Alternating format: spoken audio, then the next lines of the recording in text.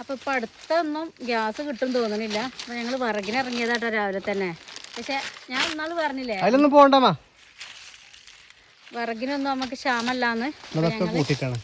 അതെ, തെങ്ങിൻ്റെ വിറകുണ്ട്, ഓലക്കൊടി ഉണ്ട്, ഏത് വിറക് വേണമെങ്കിലും ഉണ്ട്. നമ്മൾ പുറത്തിറങ്ങണമെന്നുള്ളൂ. അപ്പം ഞങ്ങളേ വിറകിന് പോകുന്നതാണ് കേട്ടോ. അമ്മയും അപ്പൂസും നന്ദും എല്ലാവരും ഉണ്ട്. അപ്പൂസിൻ്റെ പണിയെന്നത് ഓക്കെ വെട്ടി വെച്ചിട്ടാണ്.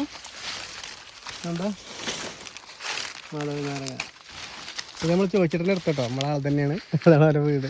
അമ്മേൻ്റെ സ്വന്തം വീട് ആയി കരുതണ നമ്മളെ രഘുവേട്ടൻ്റെ വീട്ടിൽ തന്നെയാണ് ഞങ്ങളെ. അമ്മ പണിക്ക് ആദ്യം മുതലേ പണിക്ക് വരുന്ന വീടായിരുന്നു.